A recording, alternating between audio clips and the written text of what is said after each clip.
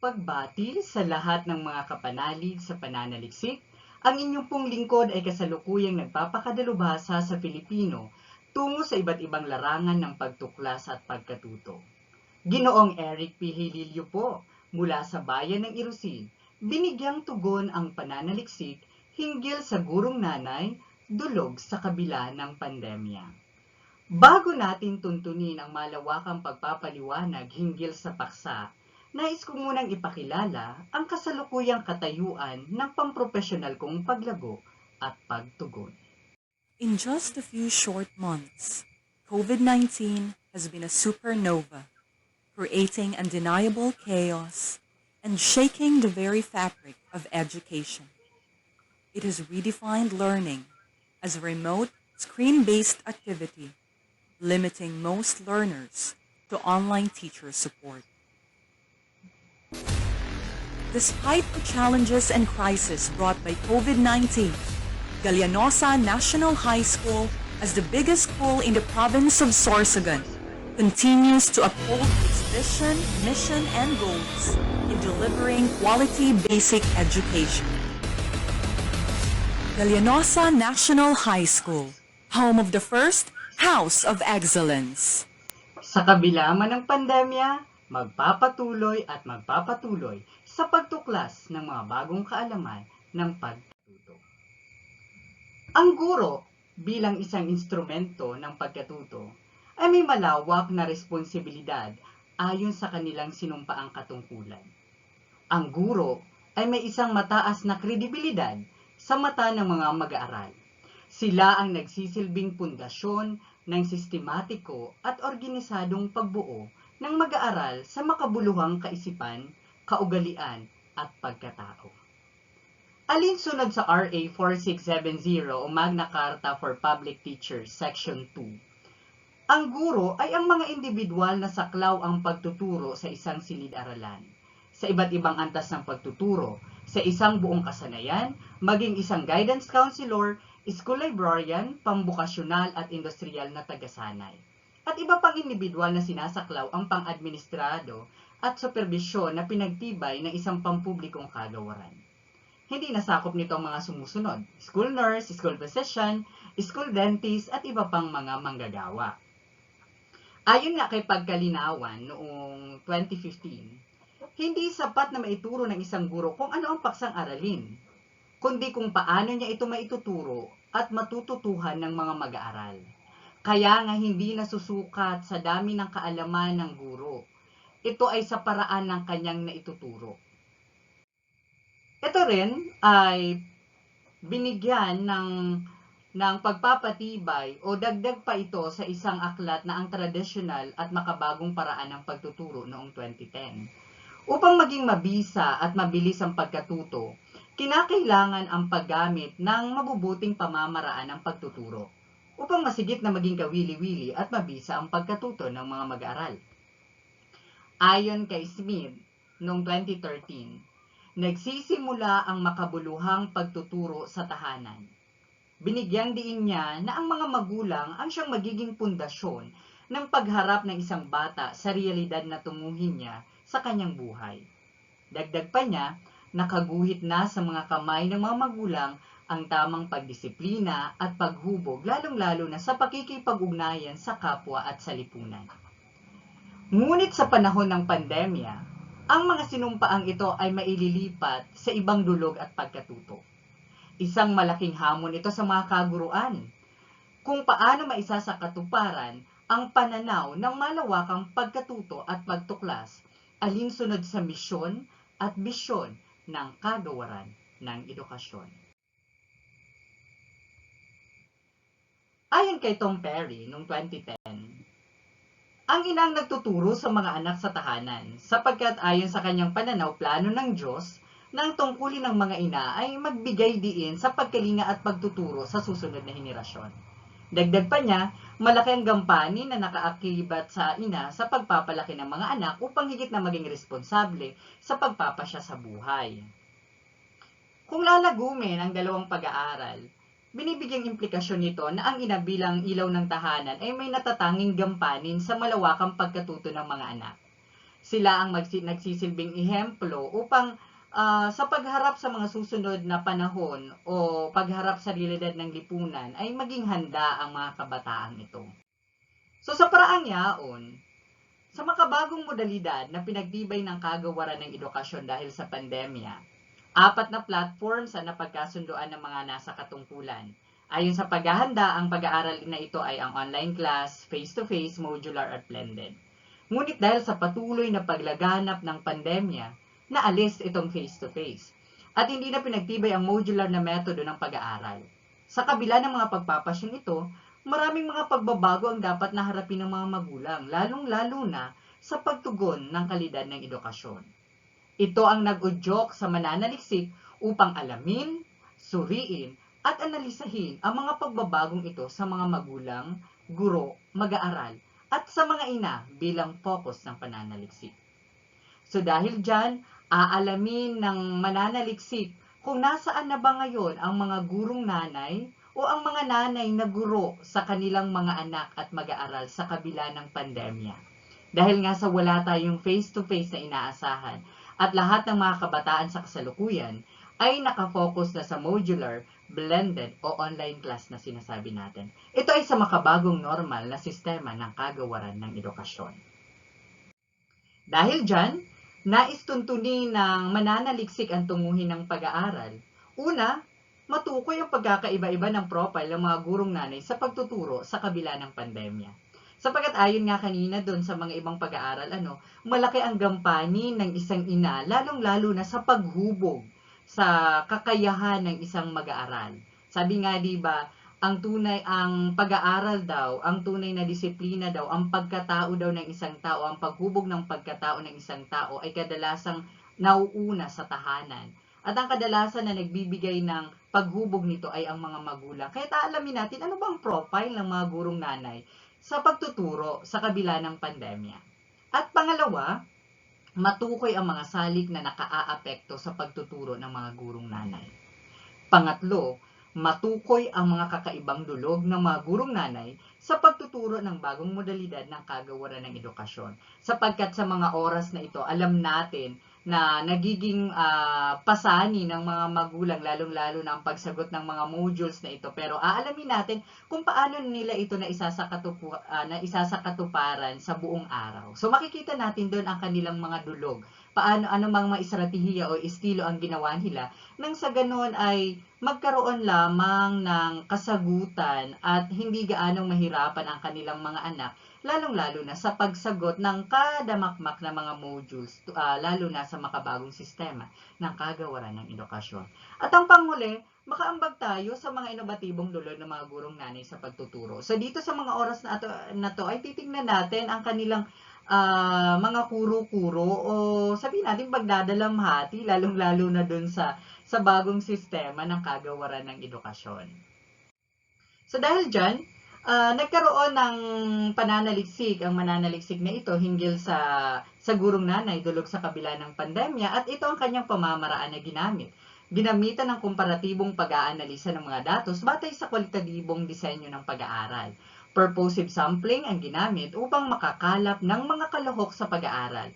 Ginamit sa pananaliksik ang open-ended na katanungan upang masagot ang epekto at dulog ng makabagong modalidad ng kagawaran ng edukasyon. Personal na interview sa mga gurong nanay upang maitala ang mga inobatibong dulog sa pamamaraan ayon sa tanging tunguhin ng kagawaran ng edukasyon. Pero, ito ay sa pamagitan ng pagsunod ng pangkalusugang protocol sa kabila ng pandemya. Gumamit din ng audio recording na instrumento bilang pagbabalik salaysay doon sa mga kasagutan ng mga gurong nanay hinggil doon sa tanging tunguhin ng mananaliksik. So dahil dyan, nagkaroon ng theoretical na lapit. Ano nga ba ang konsepto o theoretical na lapit na isinakatuparan ng mananaliksik? Ito ang input. Ito ay ang profile ng mga gurong nanay, salik na nakaapekto sa pagtuturo ng mga gurong nanay at dulog sa pagtuturo ng mga gurong nanay. At dyan sa input na yan ay nagkaroon ng proseso. So ang proseso, sabi ko nga kanina doon sa pamamaraan ng pananaliksik, personal na interview, pagsunod ng health protocol, audio recording at komparatibong pag-aanalisa. Batay lamang doon sa mga sagot ng mga kalahok natin. Dahil dyan, syempre nagkaroon tayo ng output batay doon sa theoretical na lapit, nagkaroon ng isang panukalang guro si inay, aking isasanay. At sa output na yon, ito'y nakaangkla doon sa input hanggang sa nagkaroon tayo. Lahat ng ito ay dahil doon mismo sa feedback at sa mga kasagutan o mga response ng ating mga kalahok sa pag-aaral. Ito ay sa pamamagitan lamang ng pagbibigay nila ng tugon at pang-anyaya sa ating pananaliksik hinggil sa gurong nanay dulog sa kabila ng pandemya. So batay sa resulta, batay sa mga natuklasan o batay sa mga pag-aaral, profile ng mga gurong nanay ang una nating aalamin sapagkat ito ay alinsunod doon, syempre, doon sa ating tunguhin ng pag-aaral. At batay sa unang tunguhin, profile ng mga gurong nanay, ito ang kanilang mga kasagutan. Kalahok A, so maaari nating sa paghingi ng permiso ng mananaliksik ay nagkaroon ng audio recording. Sabi ko nga sa inyo kanina, isang pamamaraan doon ay pagkakaroon ng audio recording. At humingi naman ako ng permiso sa kanila na iparinig ang kanilang boses para maging batayan at patunay na talagang ang mananaliksik ay nagsagawa ng pananaliksik hinggil dito sa gurong nanay dulog sa kabila ng pandemya. Man lang Ito ang natapos ko. Wara man nga ako kaaram-aram sa din ng mga modules. Pero sa bata ko, inhihinguha, maski papan o baya, sir, nakasimbag ma. So, ito ginawan ko ng saling diwa. So sabi dito, sapagkat hindi naman lahat ng ating mga tagapakinig ay marunong dito sa ating mother tongue ng Sorsogon. So, isinaling diwa ko ito sa Filipino. Sabi dito, baitang 6 lamang o ika-6 na baitang lamang ang natapos ko, kaya't walang alam hinggil sa modules. Ngunit para sa aking anak, magsusumikap kahit papano sir, nakakasagot naman. So ito pinatutunayan, dito lamang sa sagot sa unang kalahok, ayon sa pag-aaral ni Wine noong 2016, malaking usapin sa lipunan ang estadong maaring kabilangan ng mga individual na nagtapos lamang sa elementarya at sekundarya kumpara sa diplomang pangkolehiyo. Dagdag pa niya, isang malaking hamon ito sa pamilya maging sa pakikibaka sa lipunan. Doon lamang sa resulta o sa kasagutan ng una nating kalahok, isa itong implikasyon ng pag-aaral na malaki ang ginagampanan ng kababaan ng profile sa antas ng estado ng pag-aaral. Pinatutunayan sa oras ng makabagong sistema ng edukasyon, malaking tipak ito sa pagtuturo ng mga nanay, lalong-lalo na sa tanging mga layunin na kagawaran ng edukasyon hinggil sa mga makabagong modalidad ng pagtuklas at pagkatuto. So dahil dyan, sumagot naman ang pangalawa nating kalahok sapagkat dahil nga sabi ko sa inyo, ito ay kwalitatibo at komparatibo. So, naghanap tayo ng mga kalahok, dalawang kalahok. Isang kalahok doon sa na mayroong anak sa antas elementarya at isang kalahok naman na mayroong antas sa sekundarya. So, hindi na natin sinakop nito. Ang pangkolehiyo sapagkat alam naman natin na ang pangkolehiyong antas ay meron ng kakayahan lalong-lalo na sa paraan ng pananaliksik hinggil doon sa mga modules sa kanilang natatanggap. Samantalang, itong sa elementarya at sa sekundarya ay kinakailangan pa ang patnubay ng magulang, lalong-lalo na itong gurong nanay. So ito ang kasagutan ng ikalawang kalahok doon sa profile ng mga gurong nanay. May certificate man ako sa TESDA ugang, in situ. Pero mapagal man gihapon kay may trabaho. Pagal na, maasikaso pa sa balay. Wala mahihimo, kundi check ang bata ko kung nanan mga modules. Hanggang dito lang sir, kay may internet man. Kaya niya yun. So, ayon doon sa pagsasaling diwa, mayroong sertipiko ako sa TESDA, NC2. Pero mahirap rin dahil sa may trabaho ako. Pagod na, mag-aasikaso pa sa bahay, walang magagawa kundi i-check ang bata.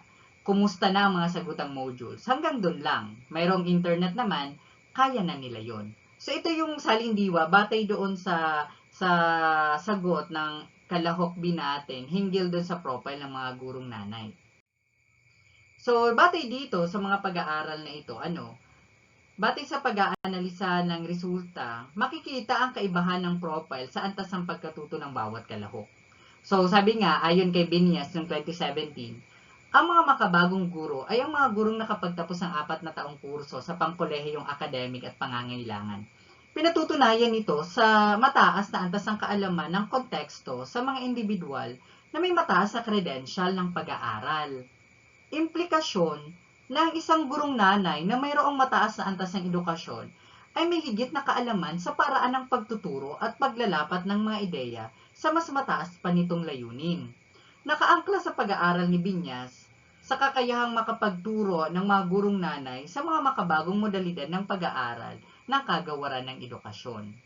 Pinatunayan ng resulta na ang pagtuturo ng makabagong modalidad ng pag-aaral ay malaking hamon sa mga gurong nanay, lalong-lalo na sa mga gurong nanay na mayroong mababang antas ng edukasyon. So yun lamang ang resulta doon sa profile ng mga gurong nanay sa una nating tunguhin.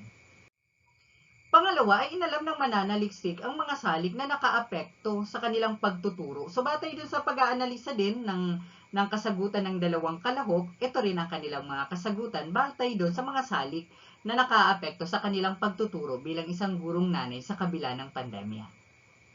Ito ang sagot ng unang kalahok. Wara internet connection, wara san kaaram sa modules, maski sabihon pa na may mga simbag na sa likod, wara man gihapon, kay kaipuhan itukdo na kay irog sadto ang simbag.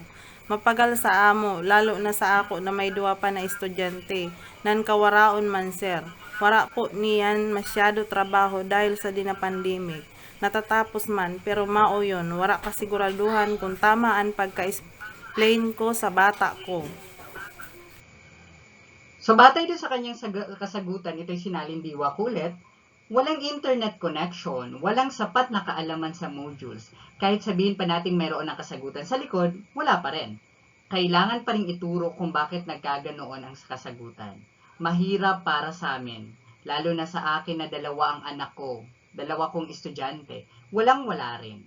Wala pa ngayong trabaho sa kabila ng pandemya, dahil sa pandemya. Natatapos rin, pero yun, walang kasiguraduhan kung tama ang pagkaka-explain ko sa anak ko. So yun ang salik na nakaapekto dito sa una nating kalahok na mayroong anak sa antas ng elementarya. So, kung ating pagbibigyan ng pansin doon sa salik na nakaapekto dito sa una nating kalahok, ayon sa pag-aaral ni Fungo noong 2015, bagaman na ilatag na ang mga pangangailangan sa pagtuklas ng mga kaalaman at pagkatuto, mayroon pa ring mga sagabal sa pagpapatupad nito. Ang pag-aaral na ito ay nagbigay patunay sa kasalukuyang pag-aaral, sapagkat sa kabila man ng kahandaan ng kagawaran ng edukasyon, ay may mga salik pa ring nakakaapekto sa pagtugon nito. Tulad na lamang nung walang kaalam-alam sa modules, tulad na lamang nung walang kakayahan o magkaroon ng internet connection. Yun ang mga salik na nakaapekto doon sa una nating kalahok, na mayroong anak o mayroong estudyante sa antas ng elementarya. Ito naman ang kasagutan ng pangalawa nating kalahok, batay dun sa mga salik na nakaapekto sa kanyang pagtuturo bilang isang gurong nanay. Bisihonan sir sa trabaho. Minsan gabinan uli. Siyempre nagtatrabaho para sa pangay po sa din mga bata ko. Ansaro, college. 2 ini na high school. Minsan natutukduan. Anaram ko lang. Babayaan ko na lang ngani na mag-internet sira. Pero sir, maski sa internet, di man gihapon maintindihan. Wala kami mahihimo kay mauna ini. Mauna ini ang sistema sa edukasyon. Sana danunan man kami sa mga magurang maski sa simple na pag-intindi sa dina daghanon na modules. So ito nating, ayon sa saling diwa ng sagot ng ikalawa nating kalahok, hinggil doon sa mga salik na nakaapekto sa pagtuturo. Laging busy sir sa trabaho. Minsan gabi na rin nakakauwi. Kasi nagtatrabaho para sa pangangailangan ng aking mga anak. Ang isa sa kolehiyo, 2 sa high school. Minsan natuturuan, yung alam ko lang. Hinahayaan ko na lang sila na tumingin sa internet. Pero kahit nga sa internet, ay hindi rin maintindihan. Wala kaming magagawa kasi ito na ang bagong sistema ng edukasyon. Sana tulungan kaming mga magulang kahit sa simple na pagpapaunawa ng napakaraming modules. So, ibig sabihin, dun pa lang sa una, makikita muna na mayroon talagang salik na nakaapekto sa pagtuturo ng mga gurong nanay, no? Ito na yung walang kaalaman na halos may kaugnayan dun sa una nating kalahok. Sabi nung unang kalahok, walang kaalaman, walang internet connection. Yun ang sa antas ng elementarya. Pagdating dito sa antas ng sekundarya, dahil sa busy at merong trabaho, batay nga dun sa profile. So, sa kabila naman ng pagkakaiba ng profile ng dalawa, ay makikita mo na may iisang salik na nangingibabaw. Ito yung walang kaalaman at sapat na kaalaman at kahandaan, lalong-lalo na doon sa pagsagot ng mga napakaraming modules. So, ito yung mga saloobin ng ating mga kalahok batay doon sa mga salik na nakaapekto sa kanilang pagtuturo. Sapagkat, binanggit ni Keslik, banggit din ito ni Manalio, 2016. Sa paggamit ng mga dulog, ay may kaakibat na pagkatuto kung paano ito maisasakatuparan.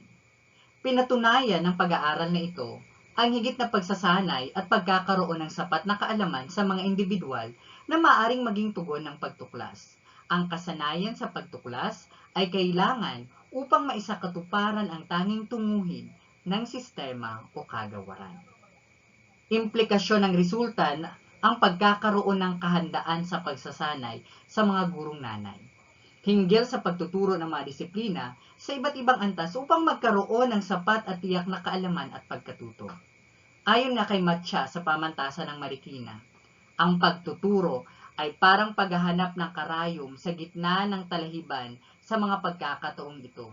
Suntok sa buwan ang pagsasakatuparan ng misyon sapagkat ang balakid ay distansya. Pahayag na nagbigay ang klas sa kasalukuyang pananaliksik sa mga salik na nakakaapekto sa mga gurong nanay sa paraan ng kanilang pagtuturo at pagharap sa mga bagong modalidad ng sistema ng edukasyon. Pinatutunayan na sa kabila ng kahandaan ng kagawaran ng edukasyon ay may mga balakid, may mga salik na nakaapekto sa mga gurong nanay.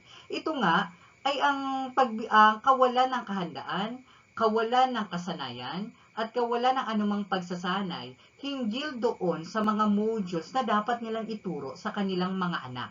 Maging ito man ay sa antas ng elementarya o sa antas ng sekundarya. Ito ay isang malaking hamon, lalong-lalo na sa mananaliksik, lalong-lalo na rin sa kagawaran ng edukasyon. Napakinggan natin ang saloobin ng mga gurong nanay sapagkat sila ang sinasabi nating sumisimbolo o sumasagisag sa mga magulang na sa kabila ng ito, silang ating katulong bilang isang guro. Alam natin na malaki ang ating gampanin, pero sa mga oras na ito, sabi nga doon ni Manalio sa ating pag-aaral, sa kabila ng ito, sa kabila naman ng mga dulog natin, ito ay may mga kaakibat pa rin mga balakid o mga kakulangan. Kaya kinakailangan maging handa sana tayo magkaroon ng paghahanda sa iba't ibang unit ng pag-aaral. So yun lamang ang mga salik na nakaapekto doon sa una nating kalahok at sa ikalawa nating kalahok.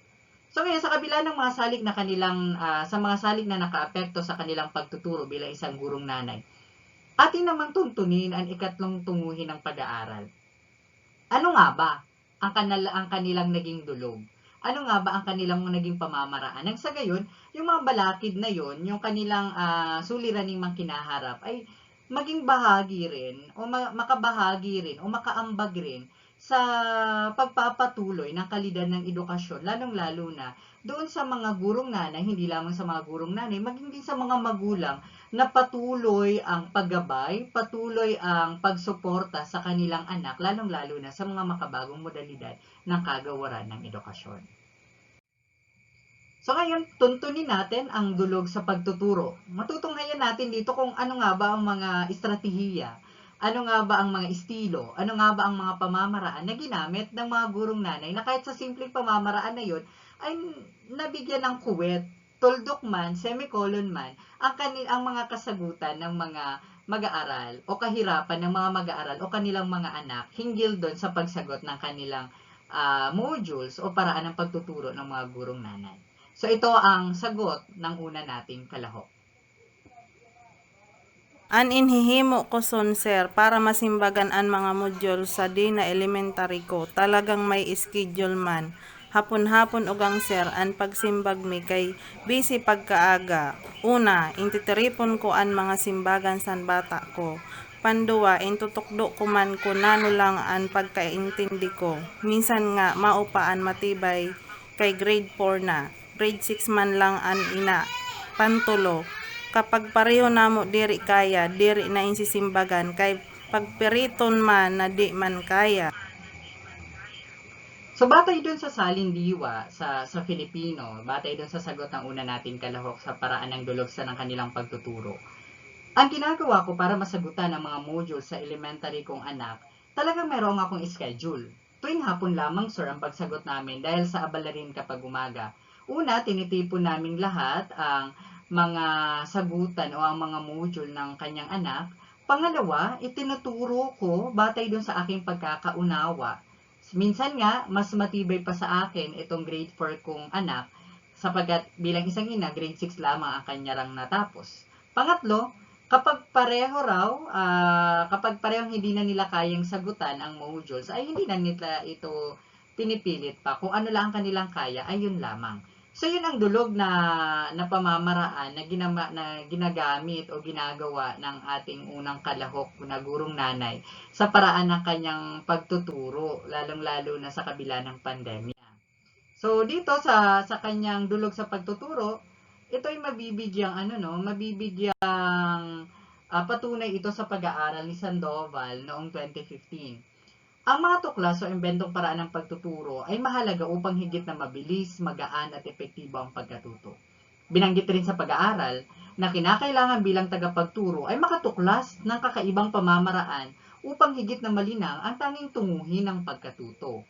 Ang mga bagong tuklas sa pamamaraan ay kinakailangan gamitin at palawakin upang higit na mapakinabangan ng mga mag-aaral maging ng kagawaran. So, ibig sabihin, doon pa lang sa unang kasagutan ng una nating kalahok, pinatutunayan na naging inobatibo ang una nating kalahok sa paraan ng kanyang pagtuturo. Kahit sa simpleng paraan, ay nakatuklak siya ng kakaibang dulog.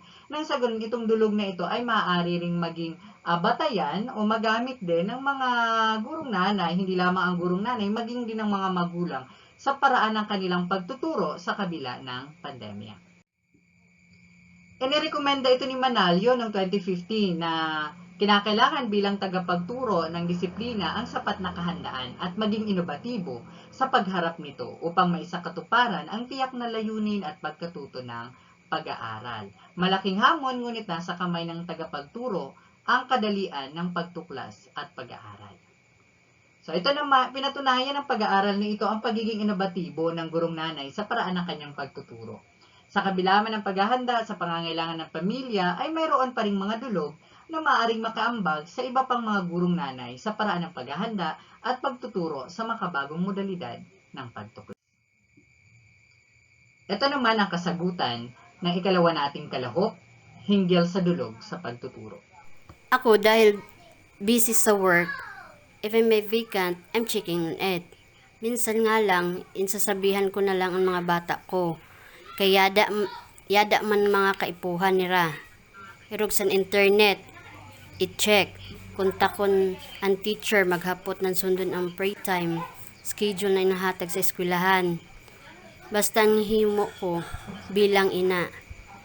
Kung nano ang mga pangaipo sa eskwelahan, lalo na sa pag-adal, inihinguha para kanira. Batay naman na sa saling diwa na iginawa ng mananaliksik hinggil doon sa kasagutan ng ikalawang kalahok. Ako dahil abalang-abala sa trabaho, kapag mayroong bakante, chine-check ko naman. Minsan nga lang, sinasabihan ko na lang ang mga anak ko na i-check sa internet or kontakin ng teacher. O kung hindi kaya, sundin ang time frame schedule na ibinibigay ng paaralan. Basta bilang isang ina, ginagawa ko naman, pinoprovide ko naman lahat ng kanilang pangangailangan sa paaralan, lalong-lalo na sa kanilang pag-aaral. Sa kabila man ito ay pinagsusumikapan. So yun ang kasagutan ng ikalawa nating kalahok hinggil doon sa dulog ng kanyang pagtuturo.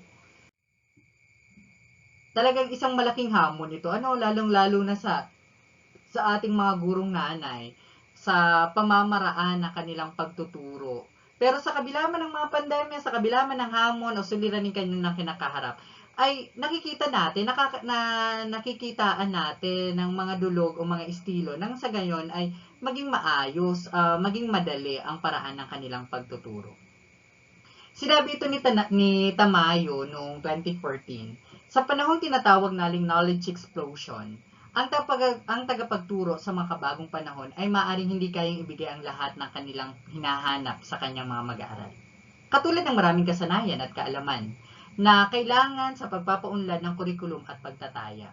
Ang suliranin ukol sa umaapaw na impormasyon ay totoo.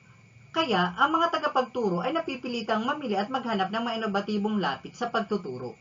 Sapagkat doon sa sagot ng ikalawa nating kalahok, makikita mo doon na sa kabila ng pangangailangan ng kanyang mga anak, kahit na minsan ay hindi na ito na ipapasok doon sa kanilang, sinasabi na lang natin, hindi ito napapasok sa kanilang family budget.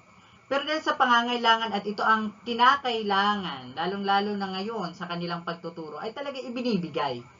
Para nang sa ganun ay magkaroon ng mga inobatibong lapit sa paraan ng pagtuturo. Talagang makikita mo dito ang enthusiasm o ang tinatawag nating pagkukusa ng ating mga guro at pagiging pakikilahok sa patuloy na misyon at bisyon at layunin tunguhin ng kagawaran ng edukasyon. Pinatunayan ng pag-aaral na ito ang hamong kinaharap ng mga gurong nanay sa mga panahon ng pagtuturo sa makabagong modalidad ng pag-aaral. Mahihinuha ang kapagalan upang maisakatuparan lamang ang tunguhin ng kagawaran ng edukasyon, sa kabila ng kakulangan at kawalan ng sapat ng kaalaman sa disiplinang binibigyan ng tugon. Ito ay malaking hamon. So, batay sa mga dokumentong salaysay ng mga kalahok, napatunayan na sa kabila ng pandemya at hamong dala ng kagawaran ng edukasyon ng pagtuturo, tinitiyak ng mga gurong nanay kahit sa simpleng pamamaraan at dulog ay magkaroon ng kakintalan sa kanilang mga anak, mag-aaral, magkaroon lamang ng sapat na kaalamang intelektual at pagkatuto sa batay sa pag-aanalisa ng mga datos at pagsusuri nito, nabuo ang panukalang Guro si Inay, aking isasanay. Ito isang panukalang nabuo ng mananaliksik batay doon sa resulta at damdaming nais kumawala sa mga puso, maging isipan ng mga gurong nanay natin. Sa kabila ng kanilang pagtuturo sa pagharap nila sa kabila ng pandemya, ay makikita mo na may kakulangan, pero ano nga ba doon ang maaari nating gawin bilang isang mananaliksik batay doon sa kanilang mga saloobin na nais kumawala sa maliliit na unit o mga nababansot na unit na nais kong mawala sa kanilang pagkatao. Kaya't nabuo ang isang, batay sa pagsusuri, nabuo ang isang panukalang Guro si Inay, aking isasanay. Ang panukalang Guro si Inay, aking isasanay ay maladimensional na pagtuklas sa makabagong dulog, estilo at pagpapalawig ng kasanayan ng mga gurong nanay sa kabila ng pandemya, upang magkaroon ng sapat na kaalaman at pagkatuto kung paano makatutulong, maisasakatuparan ang tanging gampanin ng kagawaran ng edukasyon. Kaugnay sa pagpapalawak ng competency ayon sa kakayahan at kapasidad ng mga gurong nanay sa paraan ng kanilang pagsasanay. Ang panukalang ito ay magbubukas ng panibagong pinto upang hindi maging balakid sa buhay ng mga gurong nanay ang pagtuturo sa kanilang mga anak, mag-aaral, sa modalidad ng pagtuturo. Magbubukas sa mga inobasyon, dulog at mga pamamaraang teknikal upang higit na maging madali, epektibo at kapanapanabik ang pagtuturo sa tahanan. Ang panukalang magtetertulya sa mga nanay o ng mga estilo ng mga nanay sa pakikitungo at pagharap sa mga suliraning kinahaharap ng ating lipunan, maging sa patuloy na pakikibaka ng kagawaran ng edukasyon.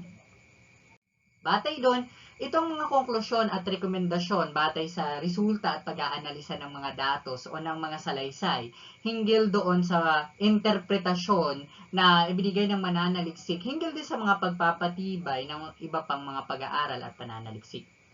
Una, magkaiba ang antas ng pagkatuto at kaalaman ng mga gurong nanay sa profile na aspekto ng pag-aaral.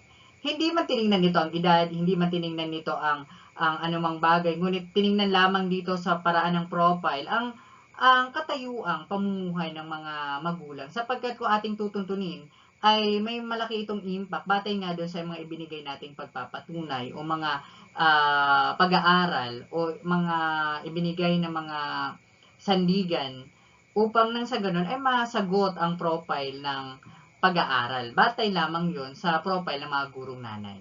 So, sabi doon ba, magkaibang antas ang pagkatuto. Kaya't kinakailangan na magkaroon ng mga sapat na pagsasanay upang higit na maalis ang gap sa katayuan ng pamumuhay sa iisang layunin ng pagkatuto at pagtuklas. Sapagkat sabihin natin, hindi maaalis sa ating kaisipan na kapag ang isang tao ay naggamit ng 4 na taong diploma doon sa kanyang pag-aaral o nagkaroon ng nagtapo sa isang kurso, ay tiyak na may mataas na antas na pagkatuto kumpara lamang doon sa nagtapos ka lamang sa elementarya o sa mababang unit. So dahil doon makikita natin na nagkakaroon ng gap. Kaya inire-recommenda na kinakailangan ay magkaroon ng sapat na pagsasanay na upang maalis yun na hindi kinakailangan na ito lamang ang bigyan ng pansin, ito lamang ang dapat na bigyan ng pansin. Kinakailangan ay maging isa sapagkat ginagawa ang mga bagong modalidad na ito, ginagawa ang mission at vision hindi lamang sa mas mataas na antas. Ito'y ginagawa para maging pantay at maiwasan ang gap sa paraan ng pagtuturo at pagtuklas at pagtuklas sa mga bagong kaalaman sa makabagong modalidad ng pag-aaral.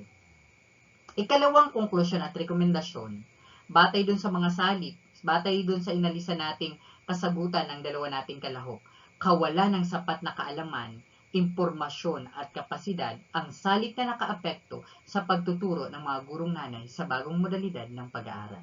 Kaya't inirekomenda ang pagkakaroon ng malawakang pagkilala, seminar sa lingkurang pagsasanay at oryentasyon sa bagong sistema ng kagawaran ng edukasyon. Nang sa gayon ay maiwasan ang kalituhan at kahirapan sa pagtuklas at pag-aaral.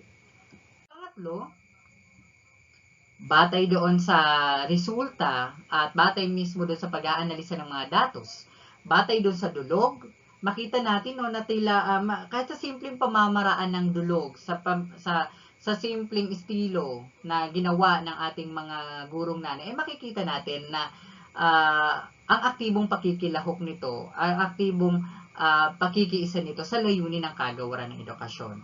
Batay dun sa resulta, time schedule ang natatanging inobasyon ng mga gurong nanay sa pagtuturo ng disiplina. Ngunit mayroon pa rin kakulangan sa inobasyon ito, dahilan sa mga pangangailangang pampamilya at iba pang salik. Kaya higit na bigyan ng sapat na panahon ang pagtugon sa mga pangangailangan ng mga gurong nanay sa kabila ng kanilang pagtuturo at pagtuklas. Batay doon sa profile, batay doon sa salik, batay doon sa mga dulog, kaya tayo nakabuo ng tinatawag natin isang panukala. Guro si inay, aking isasanay. Ito ay maladimensyal na pagtuklas sa mga makabagong dulog, estilo at pagpapalawig ng kasanayan ng mga gurong nanay sa kabila ng pandemya upang magkaroon ng sapat na kaalaman at makatulong at maisakatuparan ang tanging gampanin ng kagawaran ng edukasyon.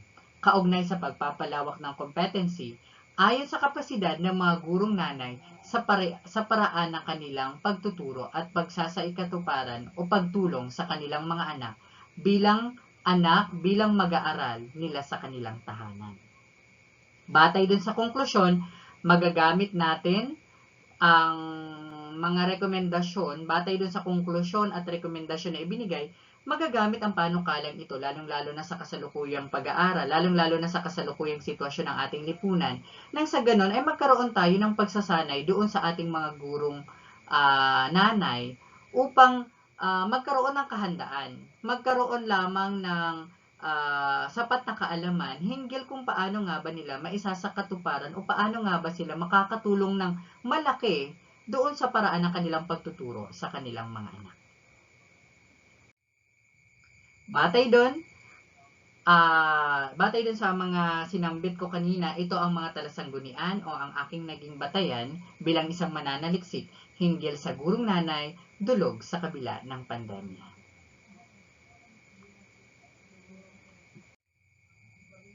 Sa muli ang inyong pong lingkod ay si Ginoong Eric P. Hililio at ako po ay lubusang nagpapasalamat sa pagtangkilik at pagkikinig sa aking presentasyon hinggil sa kwalitatibong pananaliksik na may pinamagatang gurong nanay, dulog sa kabila ng pandemya. At sa pag-alam ng mananaliksik sa saloobin, sa mga maliliit na unit, mga nababansot na damdamin at kaisipan ng mga gurong nanay, sa paraan ng kanyang pananaliksik, sa pamamaraan ng kanyang pag-interview, ngunit sa pamamaraan din ng pagsunod ng health protocol, ay nakabuo ng isang panukalang, Guro si Inay, aking isasanay. Sa muli, ang inyong pong lingkod ay si Ginoong Eric P. Hililio, nagpapatuloy at magpapatuloy sa pananaliksik at magpapatuloy sa pagtuklas ng mga bagong kaalaman hinggil sa dulog sa kabila ng pandemya. Maraming salamat.